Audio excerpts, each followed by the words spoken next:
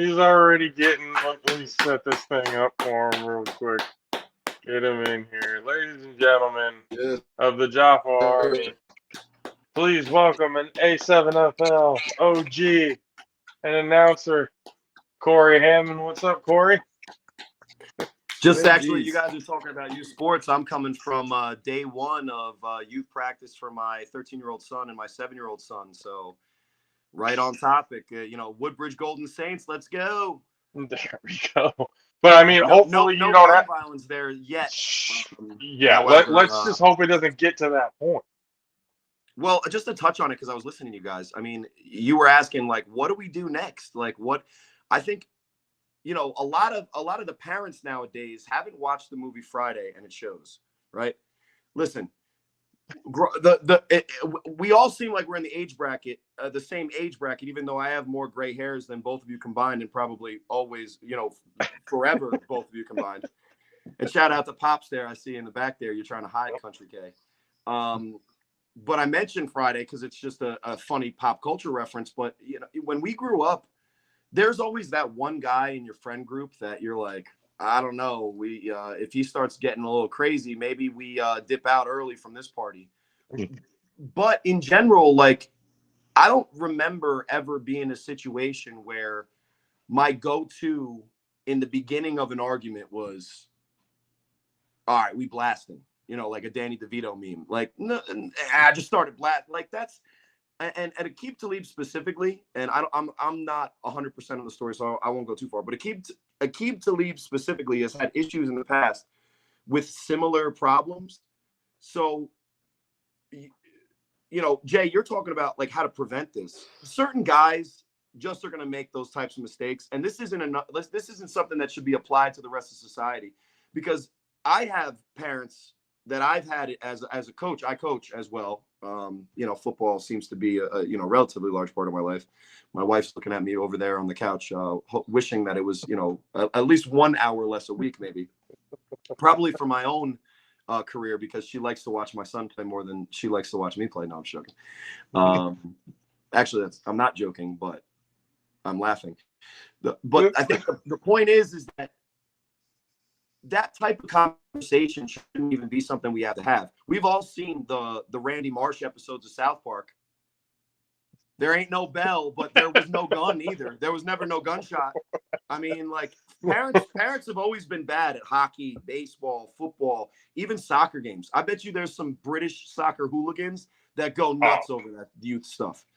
But to take it to that level is beyond youth sports. It's beyond just, even if you want to get into gun control, that's just assholery at its finest. And, kudos to people that decide that, shooting a coach at a youth football game is the way to solve a problem, I guess, at the end of the day is what you could say. Yeah, no. Again, it was just not something to make that light of the situation either. I'm not trying to make light of the situation either. Just to be clear, I don't want to make a joke. No. Because Sure. it's real. Because it's definitely a conversation that you're seeing all these fucking parents. They're just fighting each other back and forth, and for what? What's again? This is a youth football game. There's only one way to make your dream come true once you look like the three of us, and that's to force your child to live it so that you could live through them vicariously. That's the only route for us at this point, right, guys? I mean, you guys were talking about getting an A7FL team together. Maybe we could start. We can, segue right into that. If I'm even decent at that. No, I mean, I also said, give me a read. I'll read the read for this segment as well. You can send it to me in the chat. No, I'm just joking. But anyway, go ahead. This is your guys. We already knew that we're not that great at fucking segues and everything like that either. We just kind of jump from conversation to conversation. It's fine. But I mean, going into off a horrendous topic, getting into a more uplifting topic. Yeah, we were talking about getting an A7FL division over here on the West Coast. It's just trying to financially figure that out. Yeah, I heard you guys going through the mental gymnastics, and all of a sudden that investment started getting bigger and bigger in your guys' heads, and you were like, and then the conversation turned to, wait, like, how long is this league even going to be around? And what I will say is this league's been almost around for 20 years, but the teams are what fold. So it's how long is this investment worth it, to compete with, the upper echelon of New Jersey teams like BIC and the Patterson U, because there's been even teams that have won championships, like in 2019, the PA Immortals. We've never seen them again.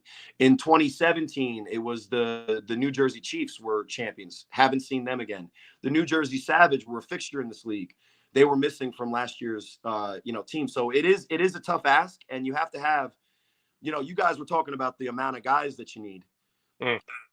Find 20 guys that are willing to play football, no pads, and then still go to work in the morning. That list, from the 7-on-7 flag guys, 9v9 flag guys, all of a sudden you start asking them, hey, full contact, no pads. That list starts to get a lot shorter, a lot quicker. But I'll let you guys talk on that side more.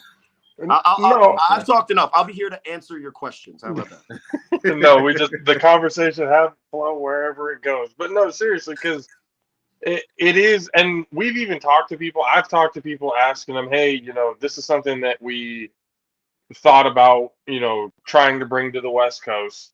We know that there's, or not so much as the West Coast, because there's already, if I'm not mistaken, LA, Vegas, all them down there. Yeah. California's the size of most continents, so yeah. So more like northern California, Bay Area Valley.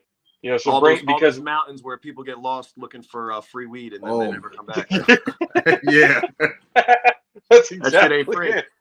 No, you got to pay a toll for that. There's documentaries on that shit. So, but no, just bringing it, because we know there's a lot of people out here in the Bay Area and in the Valley, Sacramento area, and Stockton, that love the game of football. You got the De La Salle high schools, you got Pittsburgh, you got all these high schools and stuff like that are here that is real big. The college with Stanford and Cal and the D1 San Jose State, all these D1s. You got a whole bunch of football-minded people that I think would embrace a league like this, especially because we were talking to Matt Ryan about it a little while ago.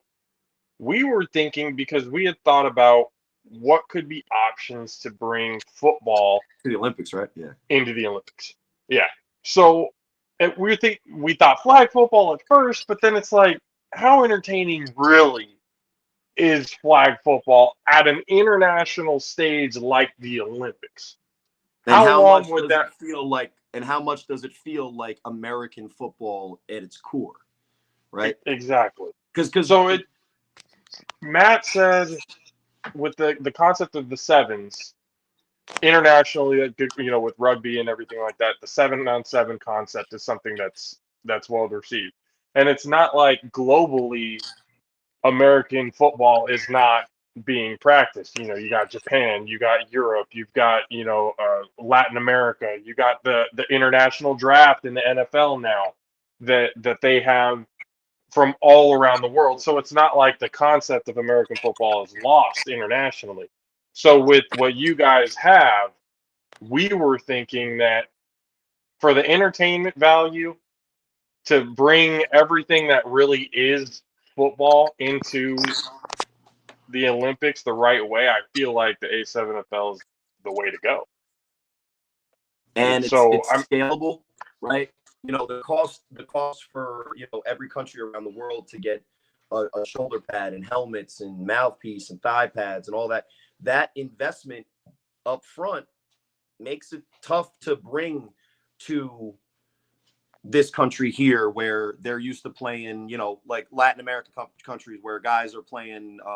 Mariano Rivera talks about it all the time. He had a milk carton was his baseball glove. That you can't do football like that with pads on. But guess what you can do? You could fill a milk carton up with pistachio seeds, and then all of a sudden you got a ball, and then you don't need anything else, and then you just play 7-on-7 tackle. So I don't want to take this necessarily and turn it into this comment on third world sports, but you can take the A7FL, scale it. All the countries around the world could develop a type of game plan and even leagues, even developmental things like that, and you can get football that we're familiar with that involves contact, which is what I don't like necessarily specifically about the flag football idea, because it takes the the physicality out of a very physical sport, and that's one of that's one of the best parts about football. I feel like it's the mixture of the grace and then the martial artists type combat sports. It's the chess match, including all of those elements. But more importantly, this is the thing that's always glossed over because the highlights look so cool, and the 3-on-1 as a scheme to do a change of possession is way more entertaining than a kickoff. Is that it's safer.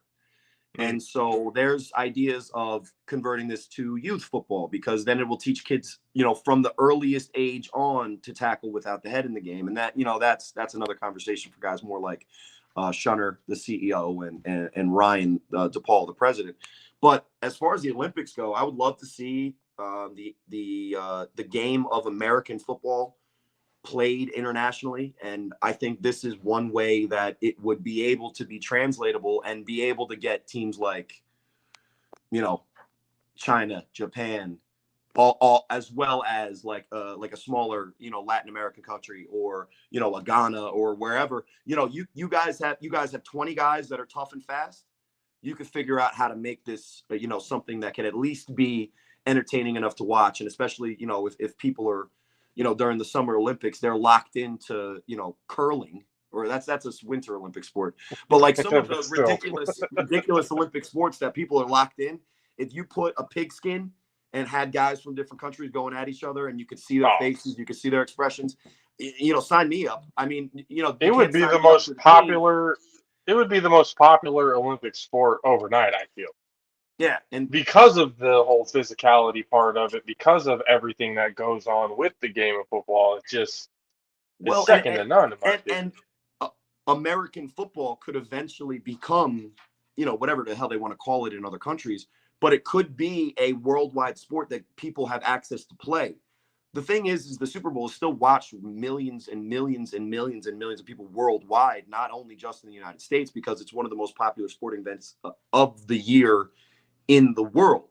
Now, imagine all of those people that love to watch it for the spectacle and for, learning the quarterback. Like for instance, you guys know the BIC and U players better than anybody else in the A7FL because you watch the championship games. Same thing with the NFL. Now take those interested fans, give them an outlet, give them a way to be a part of it themselves, much like the A7FL. You guys are talking about it. You guys were talking about hypothetically getting into Texas. Please, let's do that.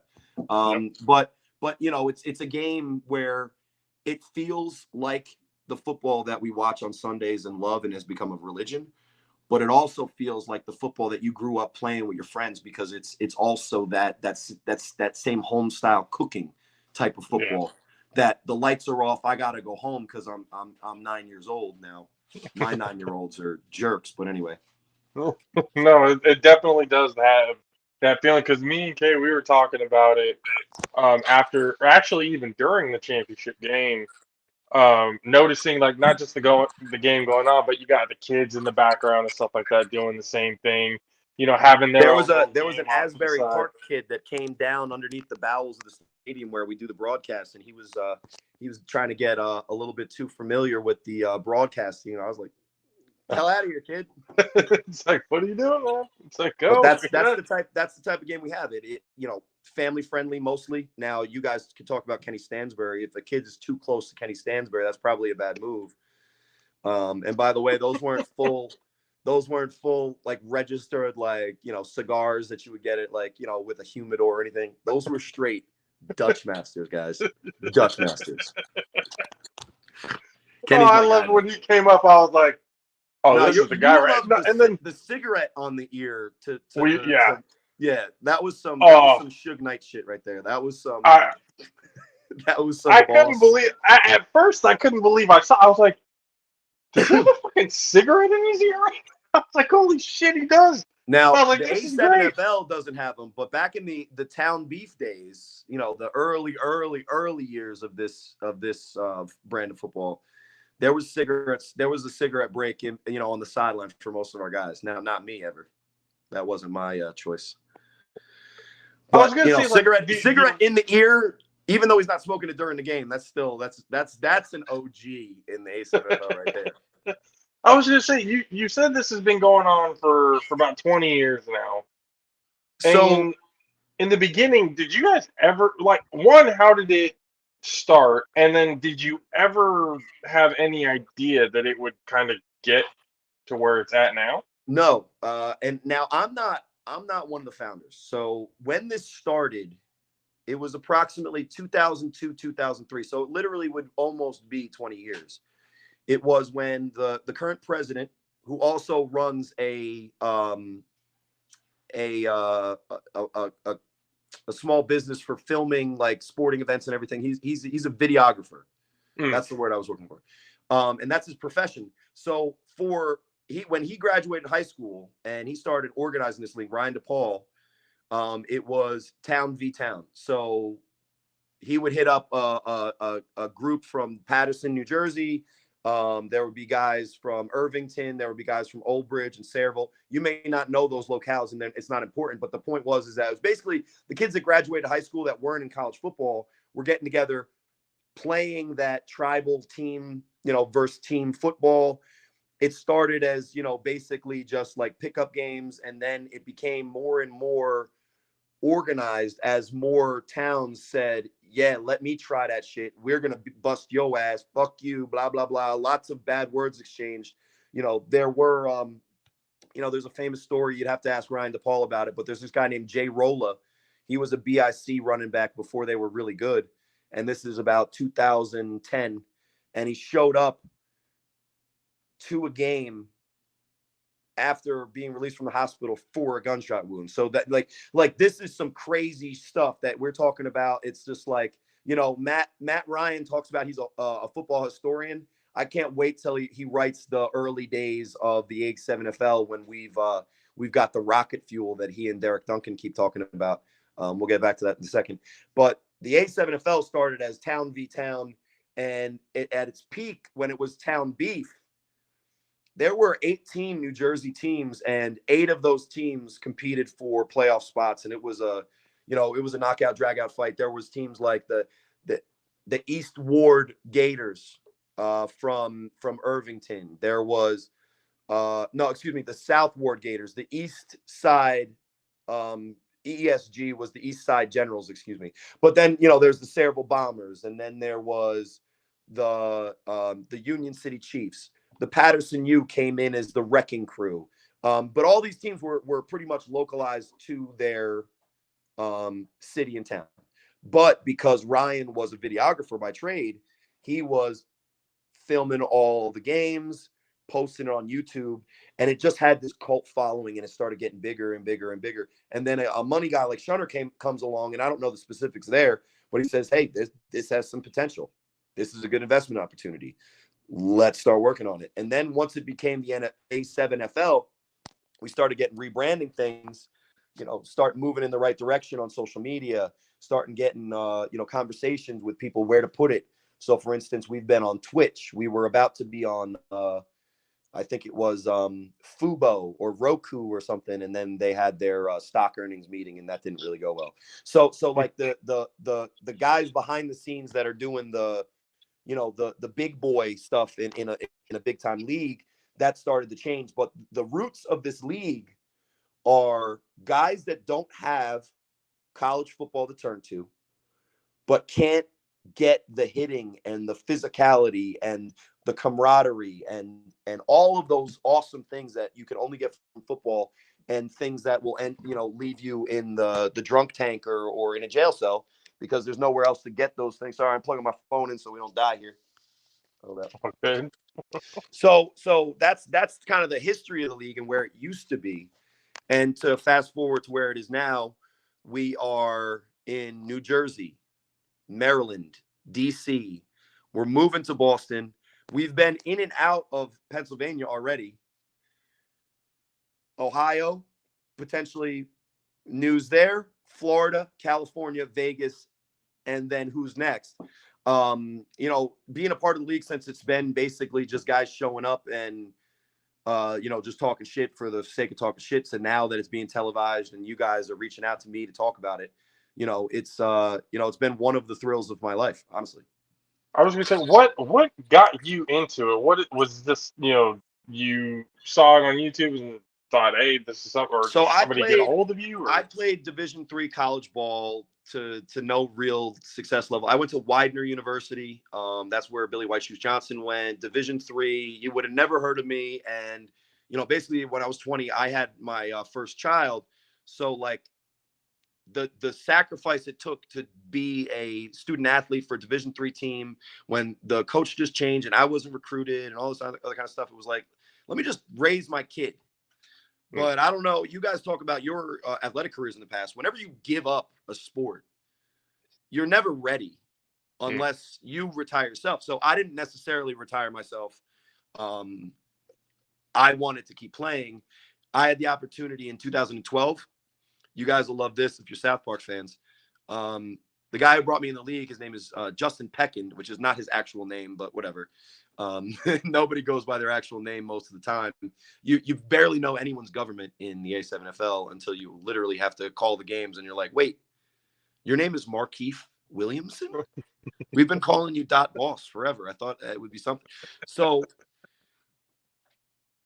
the Super Best Friends, SBF, needed a quarterback.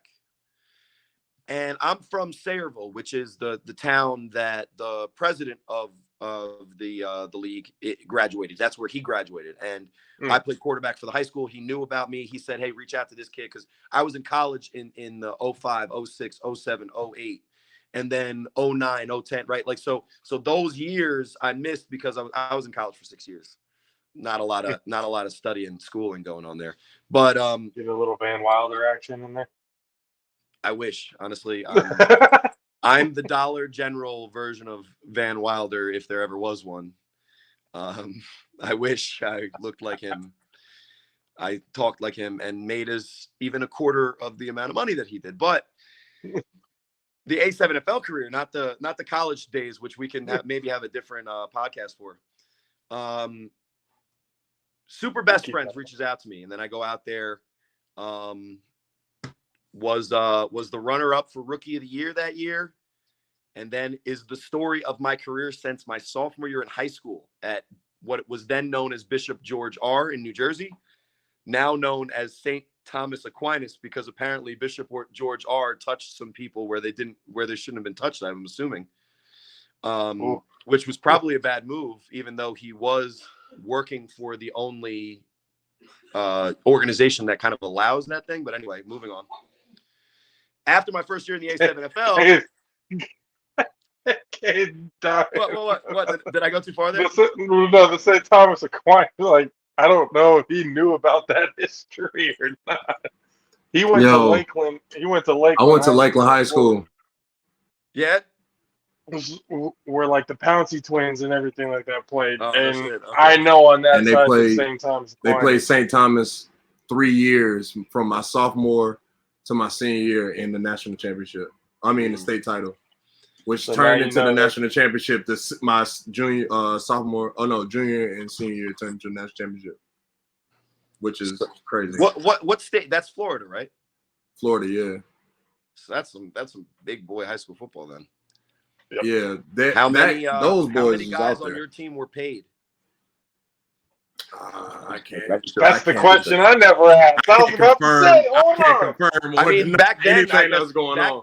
Back then, the proper question. I'm assuming you were in high school early 2000s, right? Yeah. So from 03 to 07. Yeah, I was. I graduated 05. Damn. So I am older with all my grades. But so like around that time, maybe the better question to ask wasn't how many kids were getting paid, because that's the college question. Maybe the more appropriate question to ask, even though it's definitely not appropriate, was teachers. How could they best relate to Mark McGuire and Jose Canseco? That would be the question, because that was the high school days that I remember. Now I was too stupid to realize that piss test never found anything. So maybe I would be one of those guys that ran the 4.5. Honestly, I wouldn't. 7. I can't even. Those. The Bill Romanowski motherfucker. I don't think. Honestly, I don't think they. That was I can one say of those some names that I know, but that would be wrong. I won't do it. Just think of Jersey, big time Jersey high school athletes that went to big time Jersey high schools that went to decent colleges, played for 4 years, and then were 12-year starters for one of the expansion teams from the early 2000s that were terrible and have rumors constantly. That is 100% fact. I know for a fact. Never mind. No, those riddles are going to be looked into and diagnosed, and we That will find probably goes for who it probably is. 50 people. And it's not. We're not even talking about guys in the NFL because guys on Sayreville were hitting that juice a little bit. Yeah, you said Arnold I was Fish. trying to figure out a juice joke, but you guys are better at this than me, I think. It's been working I so don't far. even know how we got off on the steroid tangent, but long story short, my entire career. So my first year as the SBF quarterback, I was one of the runner-ups for the Rookie of the Year. I didn't win the award, but I was considered heavily, and people were talking about me. It wasn't a big deal because of the A7FL back then in 2012, but it is what it is. The guy who ran the team basically told me, like, hey, by the way, really respect your game, but you're too slow and white. We're going to go with a more mobile option at quarterback. And so that was the first time that happened to me. Fast forward to 10 years later, and it's happened now 7 more times. But God damn, so dog. I still play. You asked me how I found the league. I still play because I still have something to prove from my junior year of college when I said I'm going to move on, and football is great, but I have a family now. And then after living with my family for a while, and my wife loves me, she's glaring at me right now. After living with my family for a while, I was like, shit, let me get back to football at least for an hour or 2 a week, and found the A7FL and have been playing to prove myself ever since. I don't know how it's going. I saw. So we took some clips and everything of the playing days, of the old career highlights and everything like that. Yeah, most of them were run plays. I was like, damn, I don't remember this many career rushing yards in my entire 8-year, 10-year career. I had to get those because I was like, quarterback, to me, with no pads and everything like that, the idea of a quarterback taking off and actually trying, lower the boom and everything to get into the end zone, that to me is impressive. But one thing that I noticed was maybe a statistician, Matt Ryan, being the historian that he is, can go back and look at the film and really see it. But to me, it seemed like you were probably the quarterback who used to get hit the most while throwing the ball and completing the pass for either a first down or a touchdown or whatever. You took a shot before. Oh my God, this dude. His name is Gerald Bell. I know you're talking about the one on the dirt field, the second to last play, right? Yeah. I have a Peyton Manning recall on these things. Just if it seems weird, I'm really not that good. But no, that's fine. So the second to last we're talking about 2017. That's the BI. That's the second round of the playoffs against the PA Immortals, who went to the championship and lost that year. And their defensive line was one of the best defensive lines I ever played. They had this guy named Tyler Affa. They had this guy named that they called Maui because he was a Samoan, and I guess that's what you call fat Samoans, is Maui from Moana. And then they had this guy named the Black Rhino, whose name was Gerald Bell. And I can't do it on here, but right here, approximately. Now I can't do it on this phone because it's not high res enough. I have a white line scar from that play because he choke slammed me on that play, grabbed me by my throat, and choke slammed me. But the worst part about it, gentlemen, because I've been choke slammed before, it's part of the A7FL. I grew up watching 90s quarterbacks get concussions and go back into the game and be lauded for it, right? So that's where that's who I emulated, is guys who would literally put their body on the line just to throw one pass complete, and the guy coming at them is like a 300-pound guy. But the guys that I watched on TV, I guess they had pads on, which is the main difference. But my guy Gerald Bell, he had that fingernail that extends out for whatever reason. So I had a slice there, and now have a scar. And every time I see him on Facebook or on social media because his team quit, because they don't want to play anymore. The PA Immortals. I'm calling them out, even though they're not listening. I'm constantly calling people out. We could talk about that later too. I say, man, you ever cut your fingernails? Because that shit was unacceptable. But we lost that game. I have one playoff win, and it wasn't that one. But on that play, I threw the post corner, and it was a timing route, and that's the anticipation you need in the A7FL if you're going to be a stationary quarterback in the pocket and get murdered. So I threw the ball on time. My guy, Troy, Mr. Incredible, caught it. And then the next play, you saw me run through the line, and I was so excited. You guys cut the tape, but I was about to do a dance or some shit, and I did the tough look like I was going to look into the camera because normally there's a camera in the back of the end zone. And if you watch the whole highlight, there's no camera in the back of the end zone. So I'm just standing there mean mugging nothing. And then I just walked to the sideline, and then that's kind of why I cut it. It was one of the most awkward touchdowns that I've ever scored. And to be clear, I don't score that many touchdowns. So I was looking to mean mug a camera. Since there wasn't a camera, I just said, okay, I'm moving on with life. I'm gonna mean mug just. Oh God! If you watch an earlier play, the long run where you see the defense and they're like, they didn't want to tackle him or they would have. That fat slow bastard. But if you watch that, I came and I did the mean mug to the camera where I go and I point for the 2-point conversion because I wanted to make it look like it wasn't a big deal that I just ran 80 yards and I've never done it before or since in my A7FL career. And by the way, that team won the championship that year. And we lost to them 40-20 that day. See, I'm getting these highlights and I'm going, damn, I was like, it's pretty, not knowing the final score. And now you didn't see all those times that I got crushed and pummeled to the floor. And with that same anticipation, I throw an out route. My wide receiver is running a post, and all of a sudden, right to the defender. And it's like, that doesn't go on the highlight. So I was going to say, well, that's the beauty of highlights. You only get the good stuff. What I always say, though, is I do throw a very catchable ball. So if you include my interceptions, my completion percentage is like 75. So how did you get into the announcing part of it? Did they just, since you had been with them for so long, when we first started doing it, we were still uploading games to YouTube, and it was to be fair, the OG of the announcing is a guy named LJ Smith, and he has a very specific style. His style is not necessarily conducive to the masses, and it really fit our brand of football because he was more up there to clown everybody, and it was a very rhythmic kind of like, there was this one guy, his name is Ace Boogie. And I always rag on LJ Smith because one time during a play, instead of doing a normal play-by-play, this guy rolls to his right, finds this guy, touchdown. And it's like a Matt Ryan type of thing that we're familiar with. It was Ace Boogie, drops back, Ace Boogie, Ace Boogaloo, Ace Boogie, Ace Boogie. And like he said Ace Boogie 11 times in a row, but it fit, right? So LJ was our announcer, and then LJ had called multiple games of mine.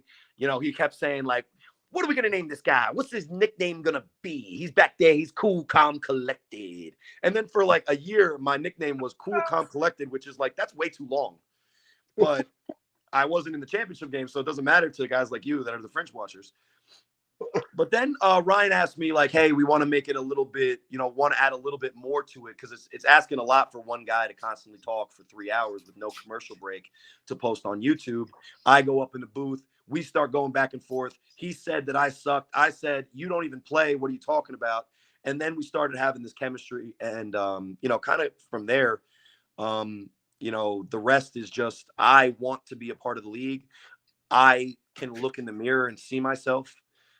Teams are constantly cutting me to put in a guy that was my wide receiver. And then their team fails the next year when I move on to another team. They call me back and want me to come back, and I'm very petty, so I don't. And then I get another New Jersey. But I wanted to be part of the league even past the part because I see the future is bright, in my opinion. It doesn't mean much what my opinion is. What's nice is that outsiders like you guys can see all of the things that make it great. The safety, the personalities, the more of a a translatable feel. And the fact that it both looks like athletic football, that you know, there's still guys who are like, oh, I could do that. Well, it's like, well, this is the only league that you literally can come out and test it.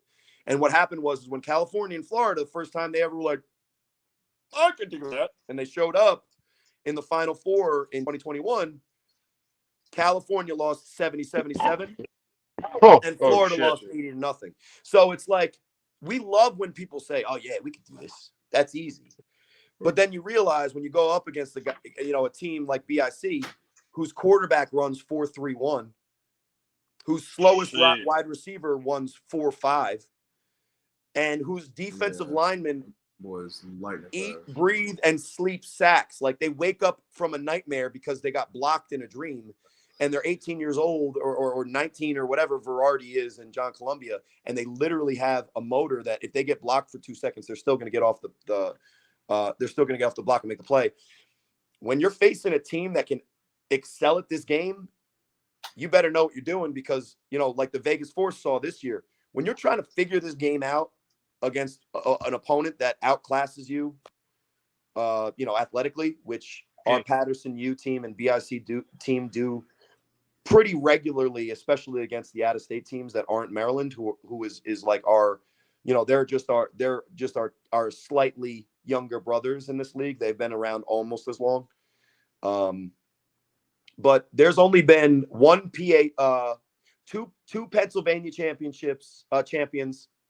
in the A7FL, and one Maryland's champion, and the rest have been New Jersey teams. I mean, it is a game to figure out. I mean, especially the 3-on-1 concept for the throw offs and everything. I looked at, I was like, that's actually very entertaining. You know, especially with the guys that you have out there doing it, and then having to get more and more familiar with it. Yeah, it's football, but it is a different game. Yeah, of football to get used to. So go ahead, Josh.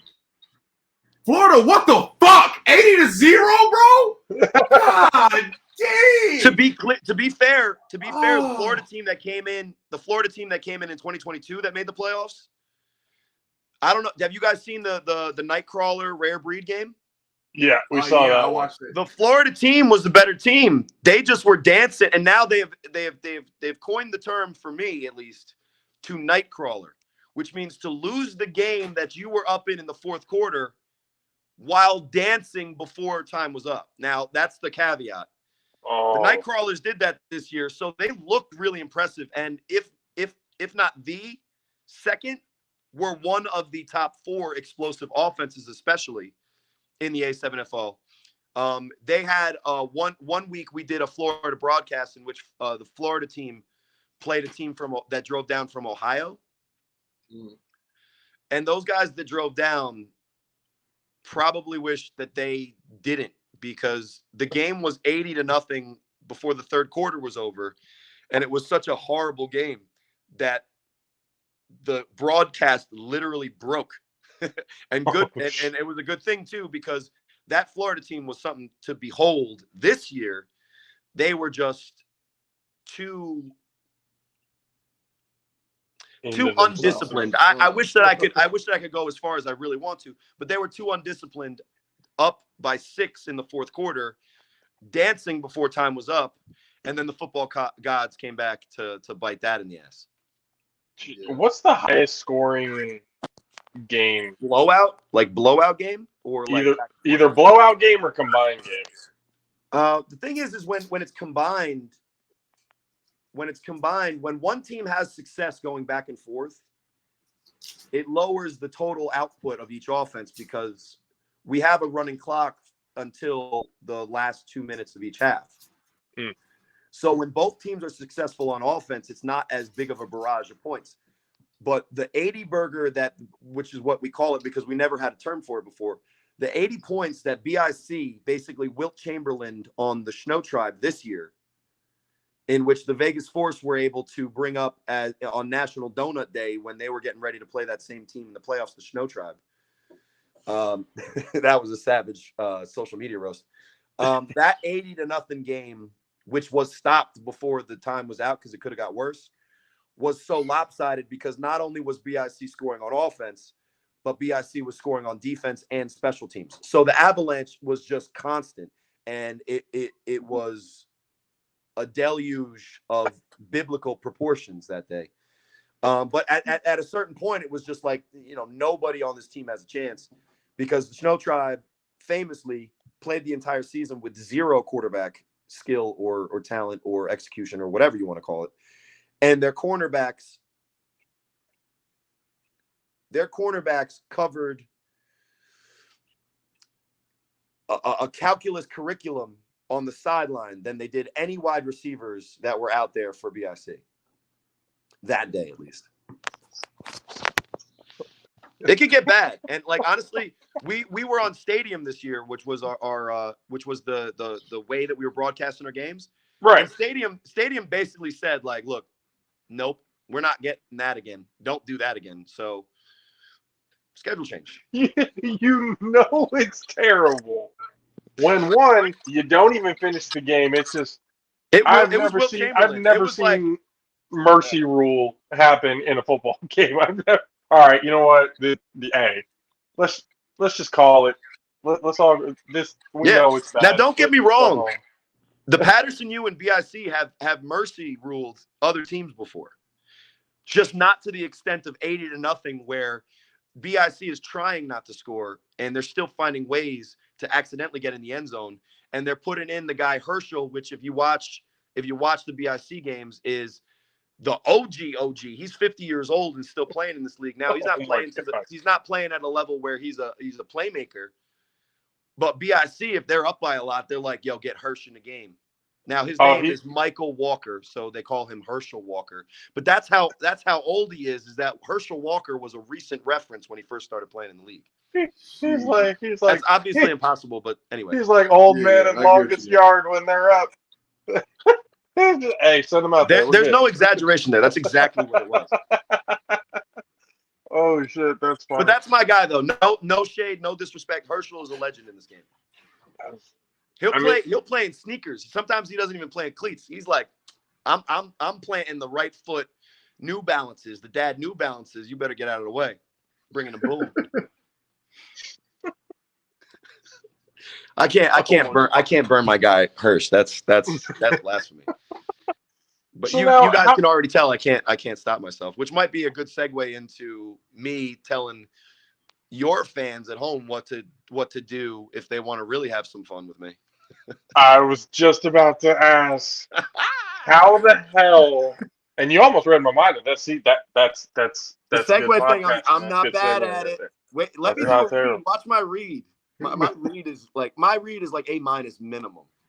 Oh, I'll have to get you one, and then we'll get. Oh, I'm gonna try and see if I can get a commercial for the A7FL with you and Matt. I got to get a commercial or something to get with you and Matt Ryan or something like that when you guys talked about the A7FL. But how did the idea of people roasting you come into place? If you listen to our podcasts, and I'll say this specifically, like I'll get to yours, babe. My wife is in the background. Like, tell them my roast. Tell them how badly I made fun of you. I will. Oh, I know she has good ones. My wife has good ones. She might have one of the better ones, but there were some pretty good ones. And what I would do is forward fans to A7FL Twitter, A7FL Facebook, A7FL whatever. Get on Spotify, listen to the 3-on-1, rate us with a 5-star review, and then you have an opportunity for the sweepstakes. But I am constantly, unabashedly ripping whoever I possibly can, whenever I possibly can. One of our episodes was called Rent Free, because even though it happened in 2017, I still bring up the game where I won the National Player of the Week.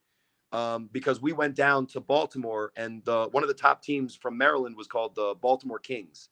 And the storyline going into the game was that the Baltimore Kings were one of the best defenses in the league, and they're looking for a number 1 seed in the playoffs. And I came down there. I shredded them like 17 for 21, 300-something yards, 5 touchdowns, like embarrassed them. And the next year, Yeah, I recall my stats when they're good stats to the letter. Courage That's Mosey cooked. also had a 70-yard run in that game too. We put it on them, and I might be exaggerating just a touch, which I have a tendency to do.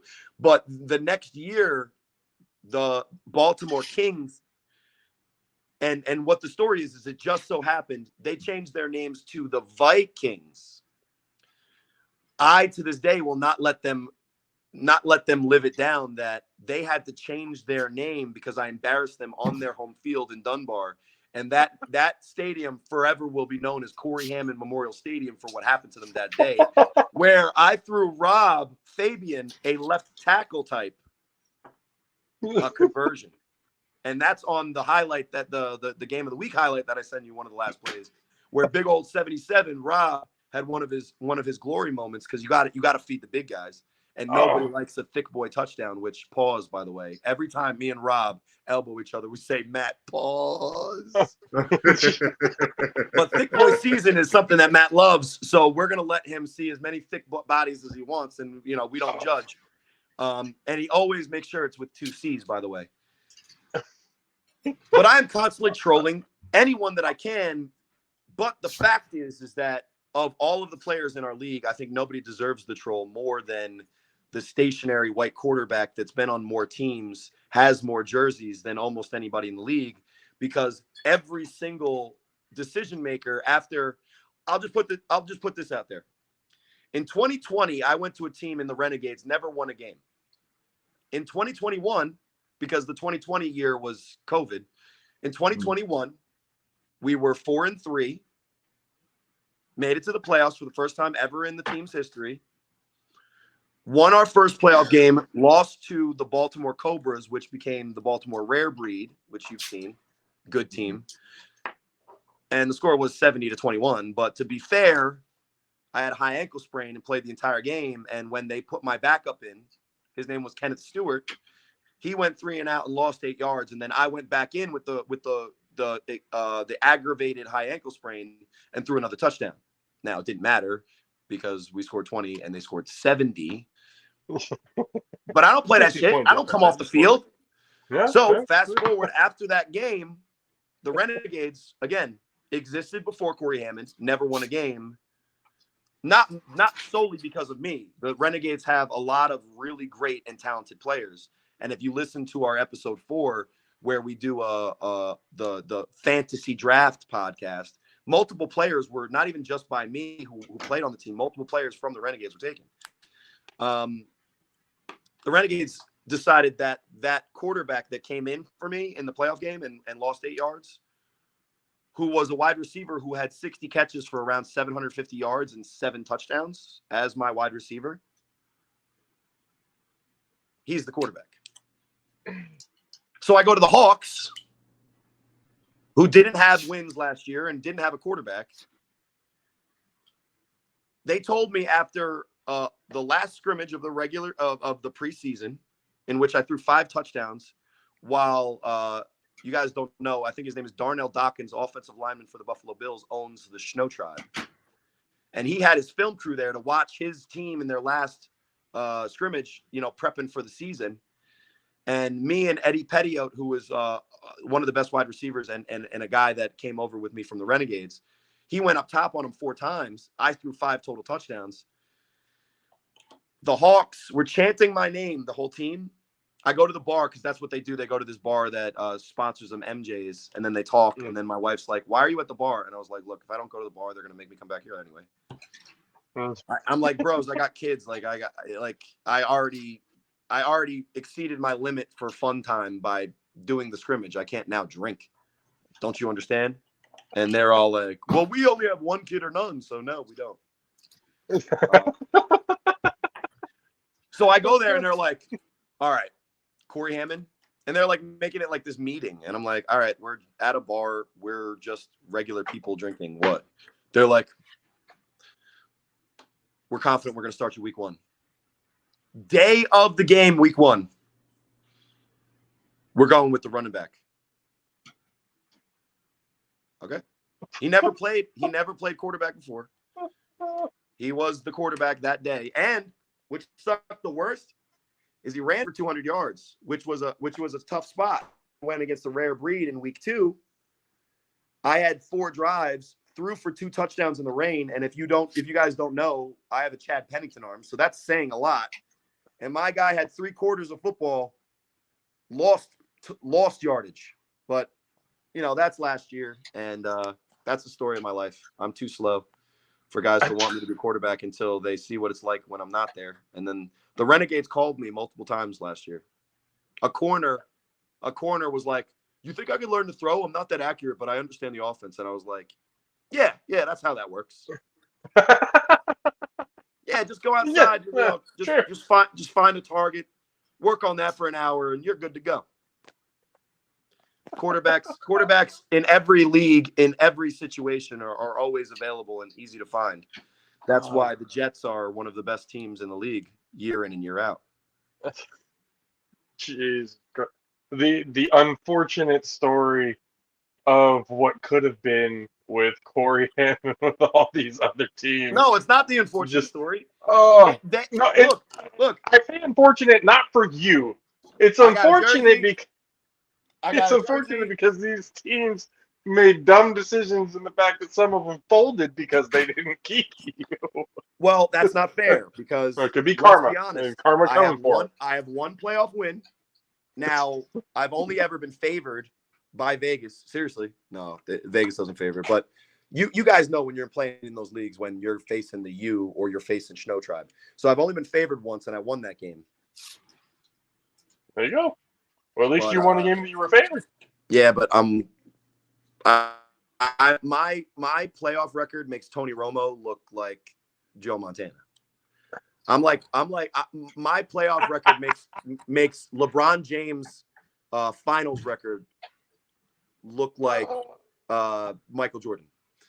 My playoff record, I'm one. Matt Stafford before the Super Bowl. We could have given you that one. That means that if you get me on the right team with a good offensive line so that I don't have to run for my life. I've also been working out, gentlemen, by the way. If you see the A7FL promo stuff where I'm handing out that trophy, I was a whale. So after seeing those pictures, I was like, look, self, let's figure this out. And I have there, don't tell anybody, guys, but the next couple of weeks there's going to be big A7FL free agent news. Oh. And I'll be breaking that hopefully on the podcast, not this week, but next week. And then we can refocus and start talking like, I have a 7-year-old and me and him watch anime together sometimes. So we really I really like the My Hero Academia. So I've been trying to go plus ultra, guys. There you go. I hear you on that. Oh shit! I can't. There's only so wait many to times you can go Super Saiyan. Shout out to my guy Matthews from the Gators, who, if you watch Gators games, guys, he'll catch a 3-yard slant, and all of a sudden he goes Super Saiyan. Now he's bald like Krillin, but what I say on the broadcast every time is, if you focus hard enough, you can see his chi and the yellow hair floating around him. But anyway, he's bald like Krillin. He is. Look at his head. I'm not joking. Yeah. But as evidenced by all of this shit, the point of what you're saying was that I dished it out. So I talked to my guys on the podcast and I said, I think it would only be fair if we allowed, because, my melanin lacking ass being the face of this league, it gains a lot of attention for my brethren that have invited me to the cookout. But in the immortal words of one of the linebacker for the Rare Breeds, his name is Ricardo Freeman. After we played them, and I was coming out of the booth one time, he was like, "You know what, man? I didn't like you at first, but I fucks with you, bro." That meant a lot. Now, you guys don't know the Wolverine, but Ricardo Freeman is probably a character that you would see more from The Wire than any other television show that's involved with Baltimore. But anyway, moving on. I'm probably getting in trouble for talking now. You want to hear my wife's roast for me? Yes, please. Please. I do want. This is a good one. This was a good one. It also hurts. So if I like squeak or my voice cracks, it's because of the internal pain that I'm hiding by saying this out loud. And I quote, "If only Cory Hammond's legs ran as fast as his mouth, he wouldn't have been cut by every A7FL football team." She's over there dying, laughing, looking at me. Yes, that's my face afterwards. Look at that. Boom.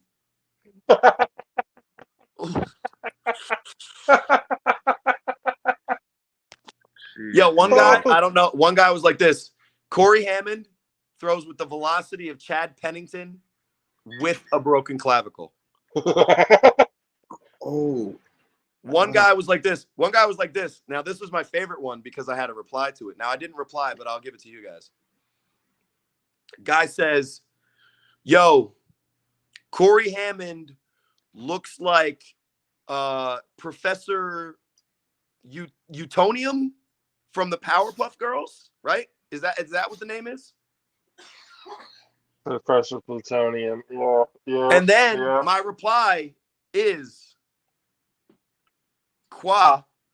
That's what the guy wants to be called, so I'll say that. Qua. When I got home from school, I would turn on Batman the Animated Series or Dragon Ball Z. I don't know what drew you to Powerpuff Girls specifically, A. B, stop sending the one positive play that you've ever had in the A7FL to Matt Ryan. Extra points in games you lost do not count as highlights that make the A7FL real. Qua. Oh, shit. Qua. This is the same guy. This is the same player, right? He was on the Renegades, the team that kicked me out. He was on the team, like Team Kenneth, the other quarterback. He was one of his boys in high school or whatever. So he was like, "Oh, get this bum ass white guy out of here. We need somebody faster quarterback position." That was part of it. His best highlight, his most famous highlight, was when he was returning a 3-on-1 and number -1 because he subtracts the number 1 option from the opposing team. He's a corner. That's his number is -1. His name is Neon Dion Davis. But when Qua was returning the 3-on-1 against the Patterson U, one of the Patterson U players decided to pick him up like an infant child and drop him. You seen that? You seen that highlight? God. I remember that game. I remember watching that game. Now, there's 2 of them. There's one that happened to the guy from BIC, Breezy. Breezy has a lot more highlights than Qua. But Qua for the Renegades was when the Renegades were playing the U. And my guy was like, yo, put me in. I got this, bro. Thinking like with a ton of confidence, the confidence you would expect from an 18-year-old that had, barely ever seen a maidenhead, to use a Game of Thrones word, much less any success on the football field. But then my man proceeded to become a viral highlight of embarrassment so that he hits up our guy, Matt Ryan, with videos of him catching an extra point in a losing game, which is, by the way, a 5-yard pass, and saying, yo, can't you get highlights of me on the broadcast? And it's like, first of all, A7FL Twitter is A, troll, and B, troll Cory Hammond. Oh. And B, if we put on highlights of guys like Ashanti Worthy or Mark Bagway or names that we've heard before because they've made more than one play in a losing game for an extra point. But I digress. Hey, look, if you're gonna roast Cory Hammond, You better bring it because I'm coming you back. you better come hard and you better make me speechless because oh shit, the man is ruthless. Okay, this man is ruthless. You know what's funny though is I am just as ruthless to myself. I'm as self-deprecating as I can be because I am the gray-haired stationary quarterback whose legacy has been built with the fact that I get up more than that I win games, right? Like Big Mo Ramadan, who is a longtime player in this game.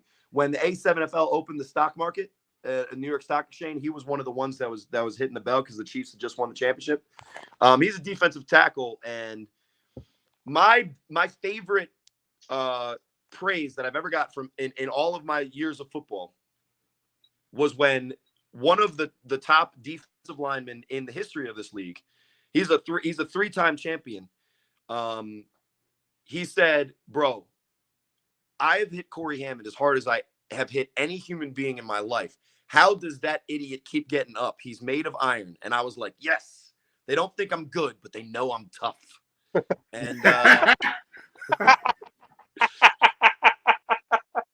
nobody went, no, but in all seriousness, when we shake hands at the end of the game, you know, with the amount of blood and bruises on my body, like no one shakes my hand at the end of the game and is like, damn, man, yo, they always do this. Damn, man, I respect you. They don't necessarily say like, yo, you nice, or yo, that was a great pass.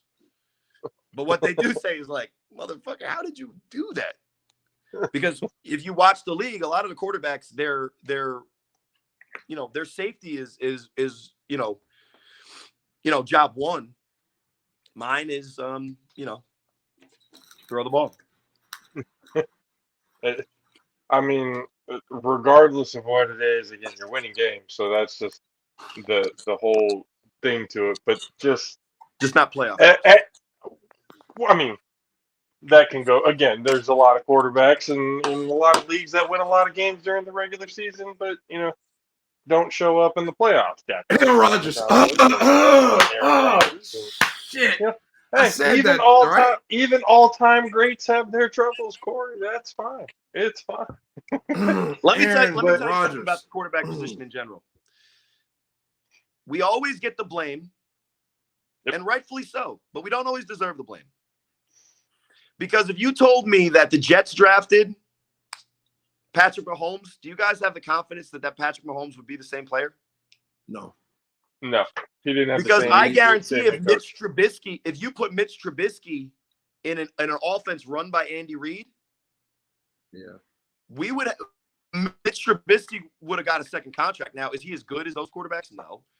Does he look like a better looking, younger, more athletic version of me? Yes. That was one of the roasts. That was one of the roasts. Oh no, I looked like that was a good one. If Dustin Colquitt and Mitch Trubisky combined powers, and we got Dustin Colquitt's arms and Mitch Trubisky's kicking power, but not speed. That was, or something like that. It was something stupid. We said if Blake Shelton and Jason and Jason from the Power Rangers, yes, the my Red favorite. Ranger, had a baby, and then that baby had grew up and had a child with Mitch Trubisky, then it would be you. Let me tell you something. When we went to Nashville and we did the wax museum, the Madame Tussauds, my wife was a little too happy taking that stupid picture with that wax Blake Shelton. Now I kind of understand. See, it looks like I was standing really close to Beyonce, though. I will not lie. But my son was standing. My 13-year-old son was standing even closer. At least you guys didn't say like Matt Ryan tried to praise me one time and said I'm the Ryan Fitzpatrick of this league. And I literally wanted to go into the wrestling ring, which he also does, and chokeslam his ass because I was like, bro, you're telling me I'm the perennial bridge quarterback? And then I actually thought about it, and I'm like, Jesus Christ, he's fucking right. I'm gonna be honest. I put my background as Fitzy. Show my chest here with some gold and be like, "What up with it?" Sometimes you just got to embrace it. Well, one of my best friend growing up, and since we were 2 years old, we played football growing up. You know, he's a big time New York Giants fan. Now I told you my football compliment that I loved the most. The football compliment that I had to really take a lot of time to get used to was when my best friend growing up, who was a huge Giant fan, he started coming to some of my games when I was in high school. And he said that I reminded him of Eli Manning. I was like, oh, do I look like I have Down syndrome? Like, what the Eli? But two of the greatest quarterbacks of all time are from my man. And if you've ever seen Eli Manning's wife, it doesn't matter what he looks like because he won. You promised that this podcast would be hilarious. I hope that I'm not. Oh, hey, no. I kind of already I figured hope that that it I've was been gonna. relatively Blaine, come engaging. get me. Blaine, come get me. Please, Blaine, come get me right now. Blaine, I wish I'm wish drunk, Mark dude. Shelton had more than just that honeybee song. I would even pretend to do a country accent for that. I think the only thing that he's famous for is this shit, where he's like, "Pick May from The Voice because I'm drunk and it's a joke when you're Southern." Yeah. And then he's like, let's talk to Gwen Stefani, Gwen, and then she's like, "Bro, I've done too many mushrooms, bro. I can't even talk." Maybe LSD. I don't know. What do you guys do out there? Well, I think no. Cali is more Nope. weed. Well, we don't do what if you look at Gwen Stefani, we don't do that to people. Oh no, she went in rooms that we haven't gone in, so she's definitely Nope. on some kind of LSD, mushrooms. We Yeah, do let's not stay out of those accept rooms. Yeah, we don't I'm go not into going this. in none of those rooms. Yeah. No experimenting here. Cory, again, appreciate you for coming on, man. We need to have you on again, especially when the season's coming in. Yeah, man. I mean, I'm here. More we I'm can here have you on and talk. That'd be I'm great. here to annoy my wife while I entertain you and you guys fans. Shout out to the All Pro JAFFO, army out there, whatever the fuck you call these people. I won't advocate it too publicly, but let me just say, Integrity Farms all the way. Try to be as cryptic as possible there. I got to join my wife. And if you're a fan of either sports in general, for whatever reason, my dumbass talking, or specifically the A7FL, tune in to the A7FL 3-on-1 podcast with myself, Matt Ryan, who is great, Rob Fabian, who is even better than me. If you've ever seen the movie Soul on Disney Plus, he's the barber. It's literally him. Go look at the visuals. I'm not lying. Oh God! Oh God! That's one of my more tame ones. But most importantly, God. guys, if you're a fan of the A7FL, or if you're annoyed with my face as you're watching it, go to the A7FL Twitter and roast my ass, because I deserve it. I make fun of more than everybody should ever be made fun of. There's a guy for the Vegas Force. His name is Craig Jones. They call him Pac-Man.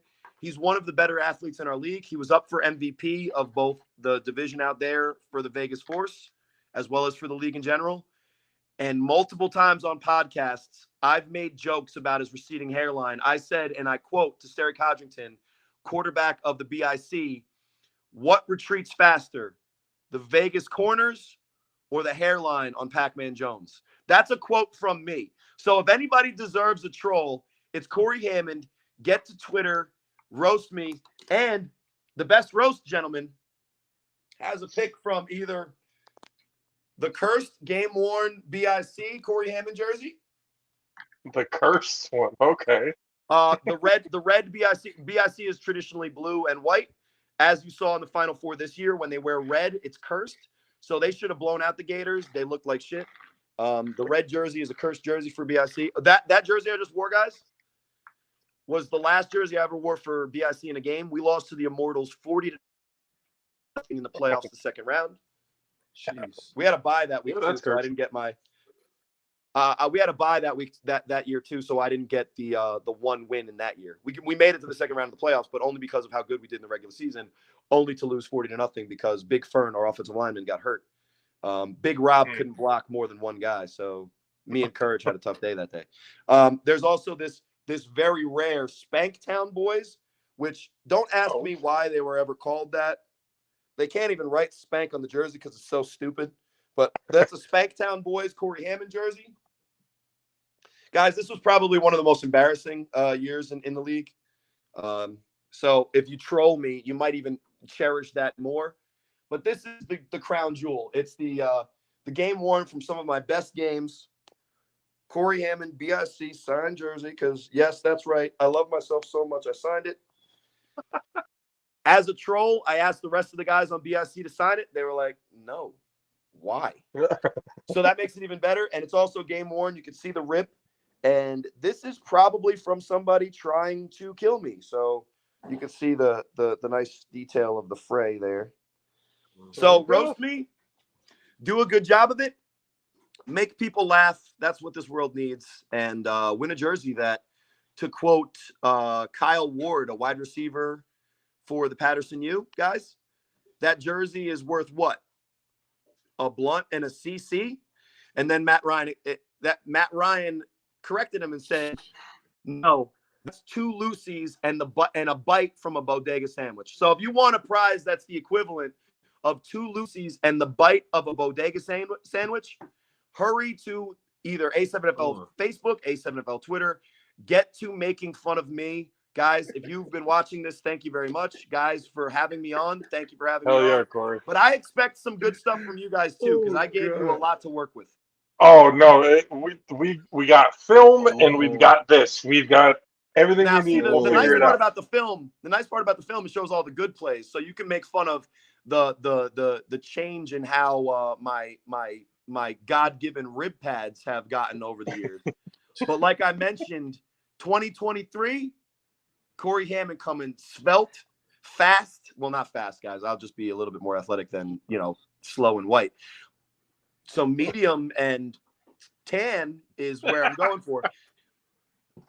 But I'm up, guys. I'm up to 200 push-ups today, and I'm running wind sprints with my youth team. So that's better than I've done in my entire A7FL career. Let's go.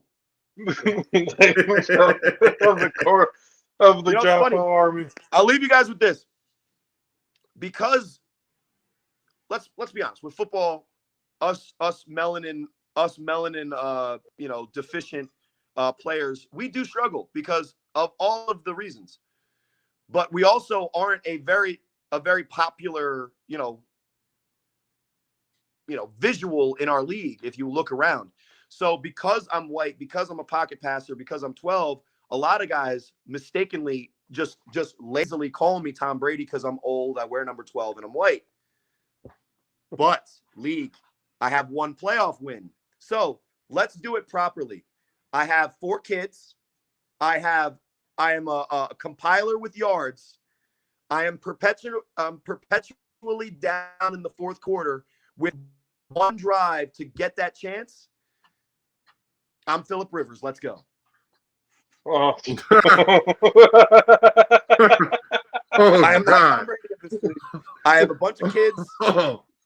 I'm always down in the 4th quarter with 1 drive left. I am one of the career leaders in yards with 1 playoff victory. That sounds like Phillip Rivers to me, gentlemen. Oh, that's definitely a Phillip Rivers. Ladies and gentlemen of the JAFFO Army, the Phillip Rivers of the A7FL. And Cory no matter Hammond. how many times Matt Ryan says, I do not have 5,000 kids, my wife is going to get suspicious. I'm in the house every day. 5,000 So women. Matt's trying to get you in trouble. That's what he's doing. No, it's like you live through your kids. No, this is fucked up. Matt, I'm not going to ever blaspheme Matt, so this is just a joke. You live through your kids. Well, Matt vicariously lives through the idea of me. Shit. Ladies and gentlemen, Cory Hammond. I disappoint every time. You know, it's funny. He signs off the podcast like this. And don't be an asshole. And to be an asshole, sure I wait. To be an asshole, I wait and say, I'll try. And he cuts it every time, but I never don't say it. It is hard work for me, guys. It's bringing the entertainment value. Appreciate it, Cory. We got to talk to you again soon, my friend. This shit has been absolutely incredible. Appreciate the time, my friend. I think I took too much of your time. That's why our hour-long podcasts are 1 hour and 40. I'll let you guys go. But thanks for having me on. All Pro JAFFO Nation. A7FL loves you. Love us back. Go to the Twitter roast me. Yes, sir. Yep, get to it. Appreciate it, Cory.